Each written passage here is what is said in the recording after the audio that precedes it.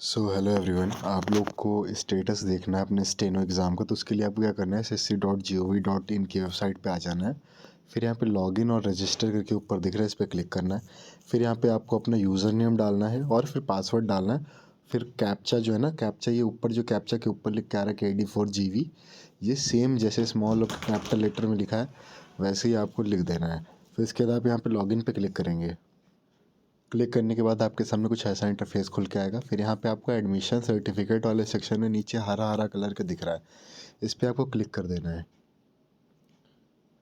Click करने पे कुछ ऐसा चीज़ आपको दिखेगा। यहाँ पे एग्जामिनेशन में आपको अपना एग्ज़ाम सेलेक्ट कर लेना है, जिस एग्ज़ाम को देखना है। जैसे स्टेनोग्राफर का देखना है, इस पर क्लिक कर देना। ईयर में आप 2024 डालोगे, अगर 24 का देख रहे हो, ठीक है, 24 डाल दोगे। फिर चेक स्टेटस पे आपको क्लिक कर देना है।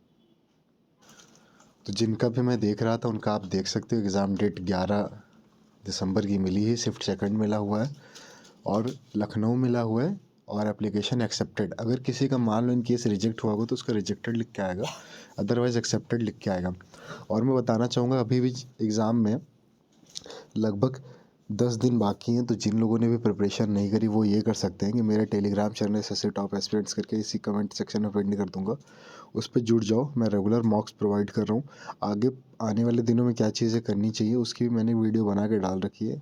सारा स्टैटिक, क्योंकि आपको ही पता GS में स्टैटिक इंपॉर्टेंट सेक्शन होता है। तो स्टैटिक में से करंट अफेयर की बात करो तो करंट अफेयर में स्कीम्स बहुत ज़्यादा इंपॉर्टेंट जो कि बेरोजगारी, यूथ और वीमेन पे हो, तो वो स्कीम की मैंने PDF अपने टेलीग्राम चैनल पर डाल रखी है। फिर बात करें स्पोर्ट्स के टर्म की, तो स्पोर्ट्स टर्म्स भी मैंने डाल रखे हैं। इंडस वैली सिविलाइजेशन हिस्ट्री में बहुत ज़्यादा इंपॉर्टेंट हो जाती है, तो इंडस वैली सिविलाइजेशन को भी मैंने डाल रखा है अपने इसी टेलीग्राम चैनल पे। और मैं अगर थोड़ा बहुत और इंपॉर्टेंट चीज़ों की बात अगर मैं चाहूँ तो शॉर्ट वीडियो में बता दूँ, क्योंकि डिटेल में मैंने बना रखी है ऑलरेडी। तो शॉर्ट्स में अगर मैं बताना चाहूँ हिस्ट्री में, तो इंडस वैली सिविलाइजेशन कर लेना, ठीक है, जो भी साइट्स वगैरह थी।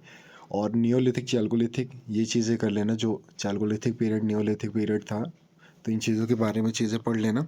फिर थोड़ा मैं आगे बात करूँ तो तुम्हें जो भी गवर्नर जनरल्स थे, जैसे लॉर्ड विलियम बेंटिक ने क्या किया, डलहौजी ने क्या किया, ये चीज़ें देख के जानिए।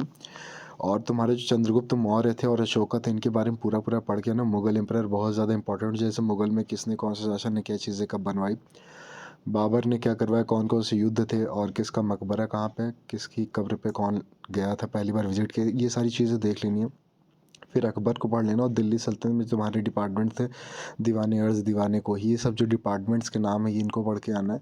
फिर अगर मैं थोड़ा और आगे बढ़ूँ तो फिर बात आती है तुम्हारी, जैसे समाज, अगर ब्रह्म समाज, आर्य समाज, ये भी जो रिफॉर्मिंग सोसाइटीज़ थी ना, जो सर सैयद अहमद ख़ान ने क्या रिफॉर्म किया है ना, ये सारी चीज़ें पढ़ के आनी है, ये बहुत इंपॉर्टेंट है। फिर स्तूपा बहुत ज़्यादा इंपॉर्टेंट है, स्तूप देख लेने, कौन सा सारनाथ का स्तूप कहाँ पे, कौन सा स्तूप, आप स्तूप की कंस्ट्रक्शन कैसे होती है ये देख लेना, ठीक है। और अगर हम ज्योग्राफी में बात करें तो ज्योग्राफी में सोलर सिस्टम देख के आना है, तो मैं अर्थक्वेक और सीजमिक वेव्स देख के आनी है। रॉक्स देखनी, मोस्टली फोकस करना इग्नियस की, जैसे प्लूटोनिक, ये सब रॉक्स होती हैं। फिर अगर मैं बात करूँ थोड़ा आगे तो वहाँ पे तुम्हें डैम देख लेनी है, atomic plants, atomic power plant, nuclear power plant देख लेनी है।